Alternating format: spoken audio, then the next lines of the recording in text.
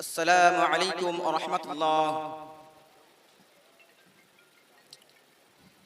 الحمد لله الذي أمر عباده المؤمنين والمسلمين بالصدق في جميع الظروف والأحوال وأحبه جما في كل المجال، وصلى الله على نبينا محمد صلى الله عليه وسلم الذي يصدق في كل المقال بالذي له الصادق الأمين يقال.